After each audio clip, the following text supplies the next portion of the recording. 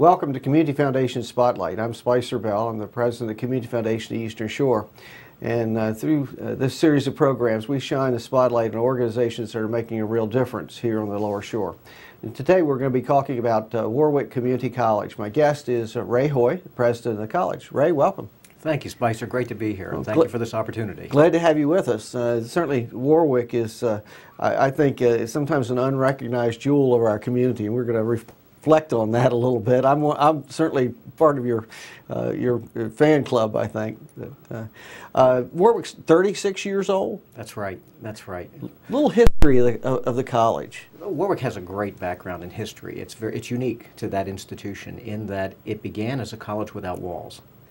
And for the first 19 years, it was a college that didn't have a campus. So the campus that everyone sees on Route 50 is very new, opened up in 1994. The thing about Wor-Wic that I really love is the fact that my predecessor, Dr. Arnold Maynor, founded this college along with wonderful citizens from this community and decided that they needed to have a community college here on the Lower Shore. And just think about people starting a college from scratch. I mean, it's so exciting to think what they were able to do. And to come from those days in 1975 to where we are today in 2011 is just fascinating. And I have all the respect in the world for Arnold Maynor, the local people that helped put this institution together, and to see it become what it is today. Yeah, unique. Certainly fantastic growth and expansion. Unique in that 36 years, and you're only the second president of the college. That's probably unique as well. We have a lot of longevity, but I think the answer to that is both Dr. Maynor and I just love the institution, and we are part of this community. And that's important as a community college to be a part of the community. Right. What really is the mission of Wor-Wic Community College? You know, that's changed over the years, which is really interesting. And as an aside, we are a community college, and community is essential to us. So many of our colleague institutions have dropped the name community from community college. I see that happening all over the place, but we really feel that our mission is to serve this community. Our community extends through Wicomico, Worcester, and Somerset counties, so we exist to serve the citizens' needs, the education and training needs for citizens, for business, for industry, for government on the Lower Shore. I know you maintain a close working relationship with local businesses. Certainly, how does that manifest itself over the years? Well, it's through the programs and offerings that we have. Our slogan for many years has been training local people for local jobs.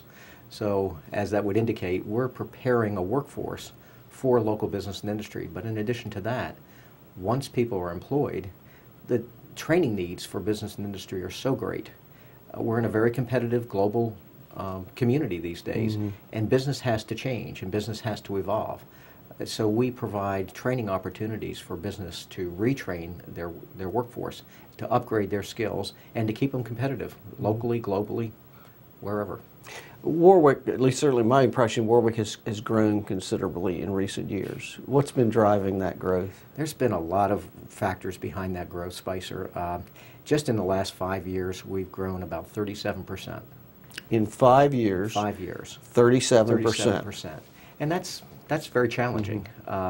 What's that bring your current enrollment up to? Well, this last year, in the entire year, we had 11,700 local residents take classes with us. For our credit student profile, we had about 4,150 students this past fall.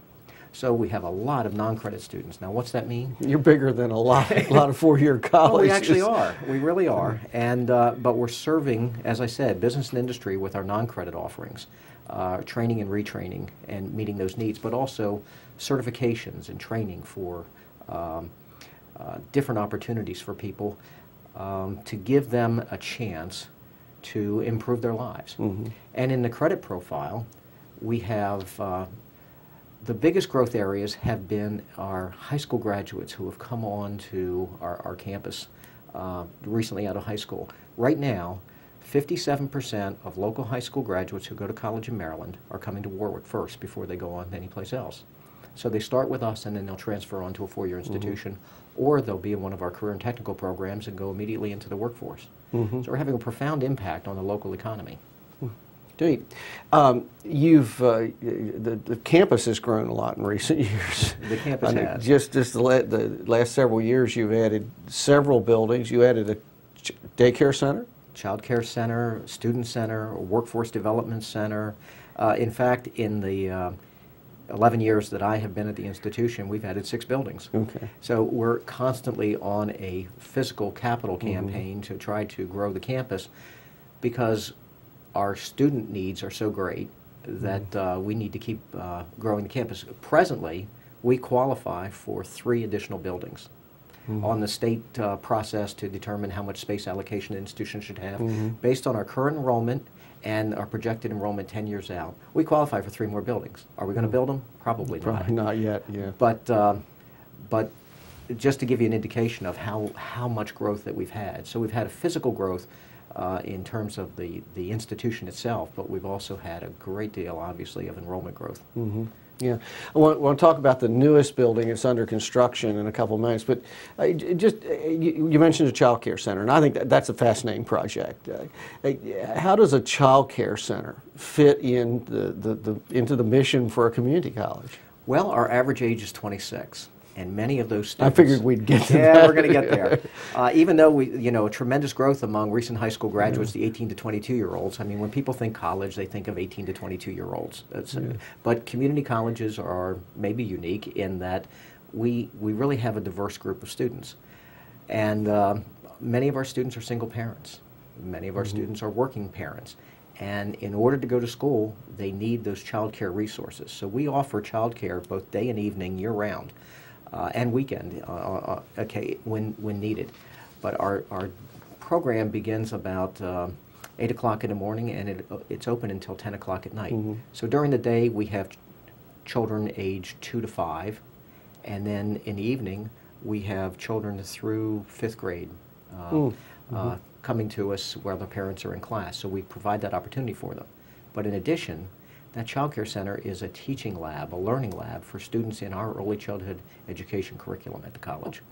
So that's a tremendous opportunity for them as well, because they're working in a very vibrant institutional setting, a classroom, a child care center, and we can control the quality of that setting, and then they can take the ideas and concepts out into the community when they graduate and go into work in the local centers. Yeah, it's a wonderful facility. It truly is. It really is, and great opportunity. Somebody wants to continue their education, not sure how to solve the child care problems, they can contact you all. That's correct. And at the same time, you're providing those training opportunities for people who want to pursue that as a career opportunity. Yeah, it's just a wonderful opportunity, and we have Margaret Jordan to thank for the funds that helped us to be able to build that facility and make it available to our students. So I know you've had a number of facilities and programs that have been endowed and supported by the community. We have the Henson Building, obviously, the Guerreri Building, and our thanks to these tremendous people who have made significant contributions to our community through the college to give us those opportunities. And those opportunities are still out there for... They certainly are. They certainly are. Some of these programs are just blatantly promotional, but we hope we'll pick somebody's interest who wants to try to support the college in some way. Let's talk about your newest building. It's still under construction. As I understand, it's ahead of schedule. And what's the plan for that? Our Allied Health Building. Now, people say, well, wait a minute, isn't Henson Hall an Allied Health Building? Well, yeah, it is, in that we have nursing in that building and radiologic technology and EMT paramedic, but that's part of the problem. We've outgrown that facility. So our new Allied Health Building is providing us an opportunity to grow those programs. We've doubled the size of our nursing program in the last 8 years with support from the Community Foundation as well as others. We have increased the size of our radiologic technology program by 25%. We added an EMT paramedic program that we didn't have. We just don't have space for those programs. So the new Allied Health building is going to provide that space for us. In addition, we have space for 2 new programs. Unfortunately, we don't have the funding for them. We're going to have the space, we're going to have it fully equipped, occupational therapy assisting and physical therapy assisting. And these are high demand allied health programs that pay extremely well, positions that are needed here on the shore. But unfortunately, the resources just aren't available for us to be able to do that. So that's That's a sad story, but the great story is this new building is going to provide us with tremendous learning spaces.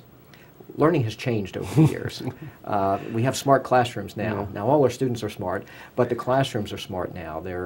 We have computers in the classroom, projection machines, 3D projecting equipment and that sort of thing.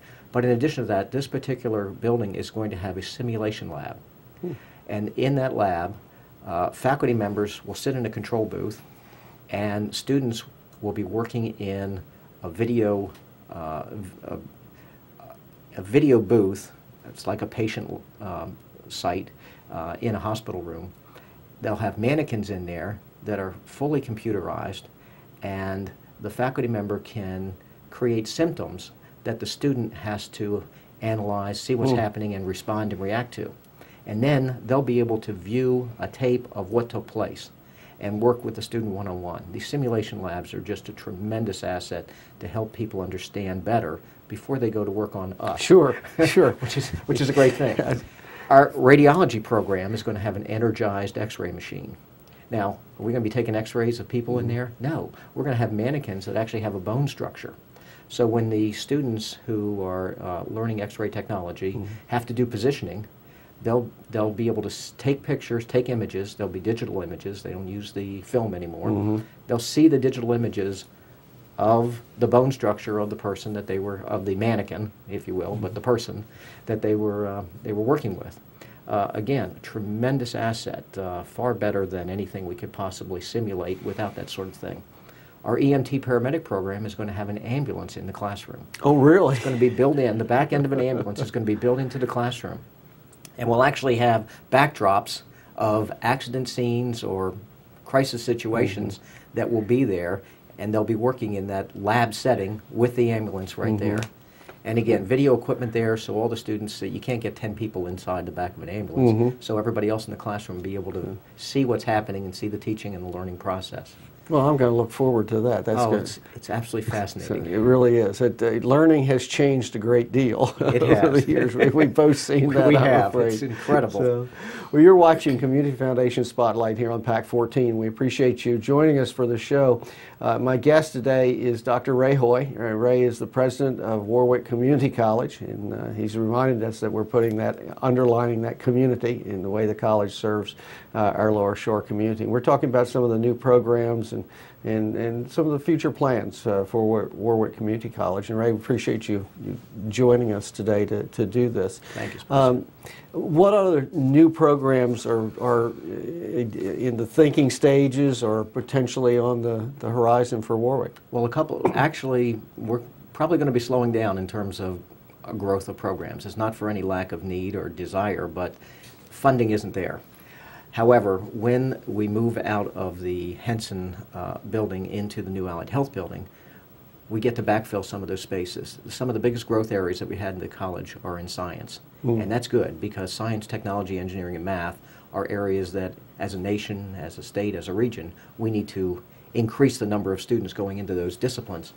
So we're going to be upgrading and adding additional science labs that will help support a fairly new program we have in environmental science, as well as environmental engineering technology. We're looking at clean energy and helping develop students to work in those green industries, if you will. So that's one of our newest program areas. We've had some grant support to help us get this started. We're not going to have any full-time faculty members right out of the coming out of the chute with this, but we will have offerings that will prepare people to go to work in solar, wind power, biodiesel, biofuels, and a number of different green industries for clean energy. I know you have a regular full-time faculty, but you're fortunate in that you use adjunct faculty from local businesses and industry and what have you, really bring great skills to the college. Absolutely. Our adjunct faculty, our associate faculty members provide a tremendous amount of support, and they come in with life skills, they come in with experience, and they're able to work with our students because we have classes day and evening and weekend. So we're operating constantly, and frankly, we can't hire enough full-time people to serve all the students that we have these days. So our adjuncts are a tremendous support network for us. Yeah. Talk for a few minutes about some of the other programs that I know just a couple of years ago you launched a hospitality industry program. The hospitality and culinary program has taken off. It's really terrific. When we opened up the Workforce Development Center, the new culinary lab, the hospitality area, we actually have a restaurant now. The public isn't invited, but it's a teaching and learning experience for them. So in addition to culinary, we have the hotel, motel, and restaurant management program, both sides of the house. This helps support, for the most part, our tourism industry in Worcester County, Ocean City, but also certainly we have a lot of restaurants in Wicomico, Somerset County, where these people can continue to work. Other things, in addition to our credit offerings, I mentioned some of the non-credit things we do, but some of the things people may not be aware of are programs for school-age children. We have a talented and gifted program, a summer program. We also have dual enrollment, where high school students can take classes at the college while they're still in high school and earn college credit and take those credits anywhere they want to go. This semester, for example, we have a fall semester. We had just under 200 high school students taking classes with us, earning college credit before they go to college. Great opportunity for them. It's a tremendous opportunity. My sons took advantage of that type of opportunity while they were in high school, and my youngest son was able to graduate in 3.5 years. There's nobody that can hate that. At least not a parent. No, not with what college costs. Not with the cost of college. So it's helping reduce the cost of college, but it's also helping the student know that they can be successful in college, giving them a confidence that they may not have had entering first time as a freshman without having that prior experience. Let's pursue that issue of cost of college. It's gone up drastically. I encountered a statistic just recently that over the last 10 years, the average college graduate in this country, the debt they have, college loans they have upon graduation has doubled. It's a tremendous load for a lot of young people coming out of college. How does the cost of attending Wor-Wic compare to starting in a four-year institution? It's less than a third for the first 2 years of their education, and they can start with us and transfer anywhere. I'm a community college graduate. I went to Chesapeake College. Wor-Wic didn't exist then. I'm from the Eastern Shore. I attended Chesapeake on the Upper Shore and transferred to Washington College. I attended Johns Hopkins. I've earned a law degree. And I can tell you that the foundations that I received in my undergraduate education at Chesapeake prepared me for all my future education. Same thing's true today. We have the first 2 years of just about any program a student can apply to in a baccalaureate level. So it certainly makes sense to take your first 2 years at a community college where you can save a lot of money, and the curriculum at that level is typically the same. You're getting your general education classes out of the way, and then you're focusing on a major when you transfer to the four-year institution. So then you transfer in, and you've saved a tremendous amount of money on that higher education bill. Yeah, I have children that attended both Chesapeake and Wor-Wic, and both they've all had very positive experiences. Well, we know that students who actually, the U.S. Department of Education has done a study. They looked at transcripts of students over a 10-year period, a longitudinal study, and they found that students that start at a 2-year school and then transfer on to a 4-year school are more likely to earn a baccalaureate than somebody who starts at a 4-year school right out of when they first began. Yeah. So it's a great opportunity and a great place to start. In addition, you have a tremendous broad range of offerings in continuing education. We do, and it's a broad range of classes, from licensure and certification offerings, geriatric nursing assistance, phlebotomy, excuse me, truck driver training. I see your 18-wheelers on the road. That's exactly right. It runs the gamut. And then, as I mentioned earlier, I talked a little bit about the Talented and Gifted program. Last summer, we had 250 children in grades 3 through 9 take classes with us, a summer experience. Each class is a week long, and it's just been an absolute great experience for them. They actually ended up, we only had 26 classes, but those students took multiple classes. There were 425 classes that they ended up taking over that summer term. So it was a great, great experience for them. And that's the Summer Scholars Program? Summer Scholars Program. Okay, great.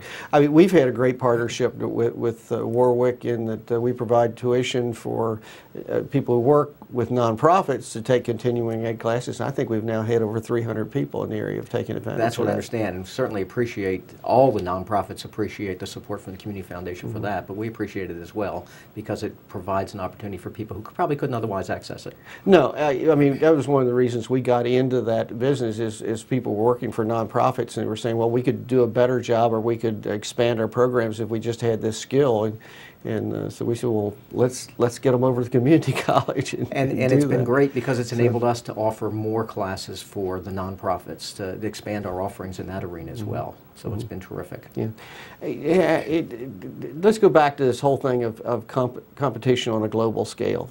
How is supporting our local community college helping us compete in the international economy? There's a lot of conversation about this right now. There's some very serious concerns. The United States used to be #1 in the world. When we were in college, we were #1 in the world in terms of the percent of population that has a college degree. We've slipped to #10 in the world. We're not globally competitive as a nation anymore.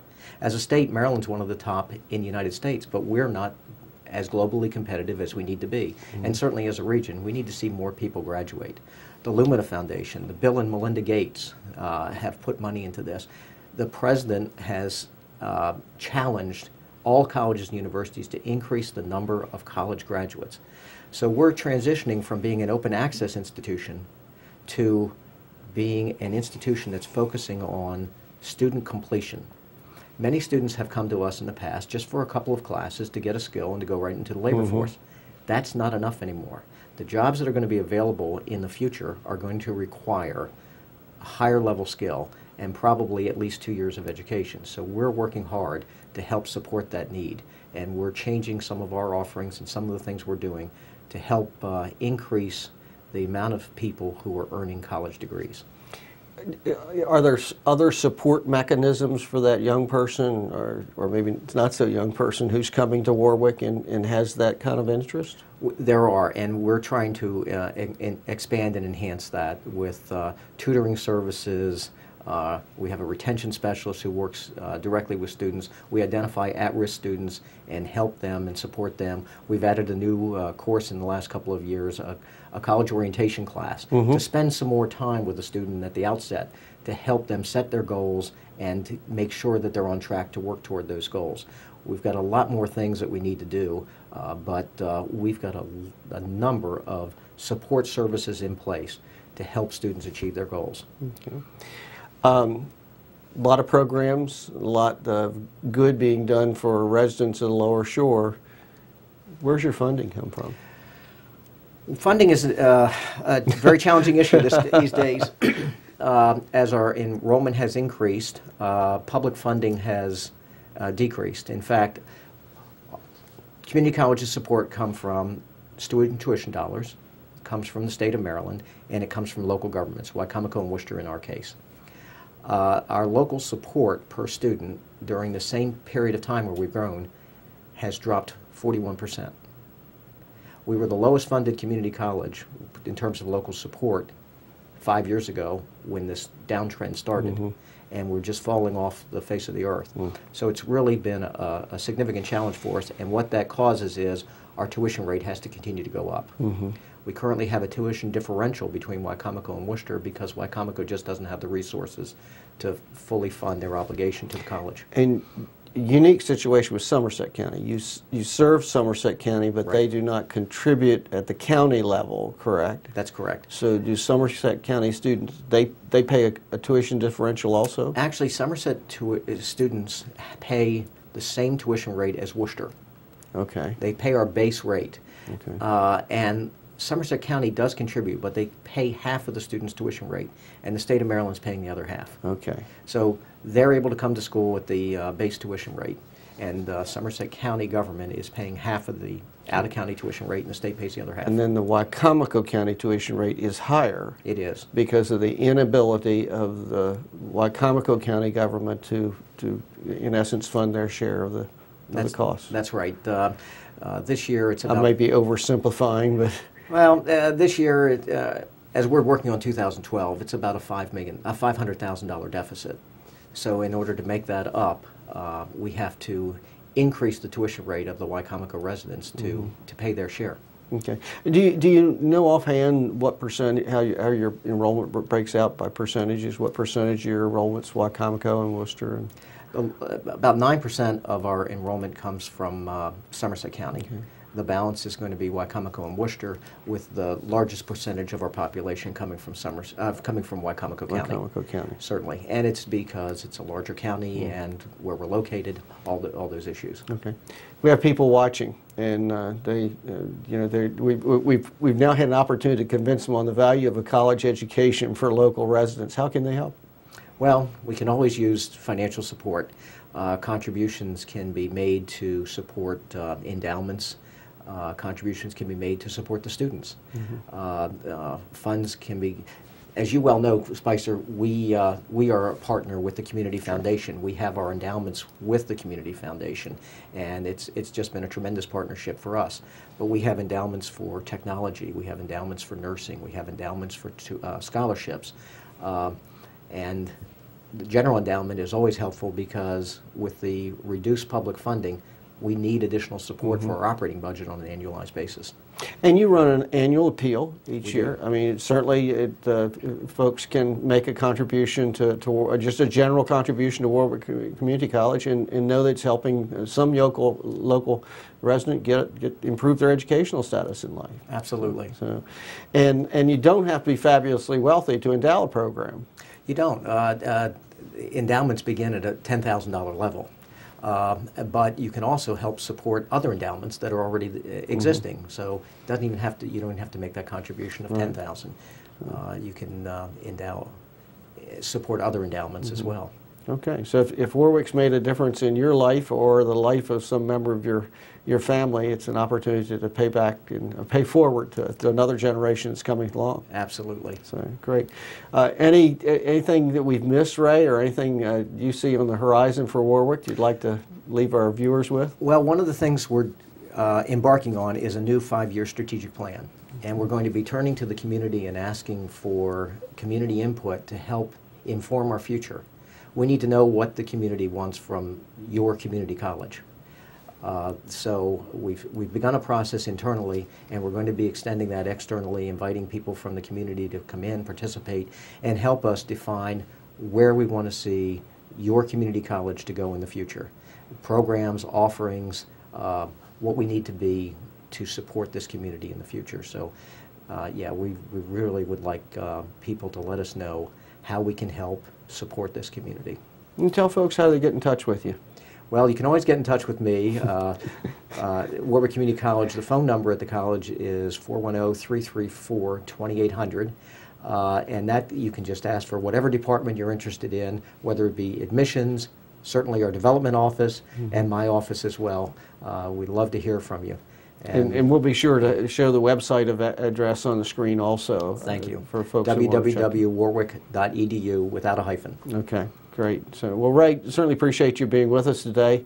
We're used to seeing great things from Wor-Wic, and we're going to continue to look for those in the future. We promise. Great. Thank Thanks you so a lot. much. Thank you, Spicer. You've been watching Community Foundation Spotlight. My guest today has been Dr. Ray Hoy, who's the president of Wor-Wic Community College.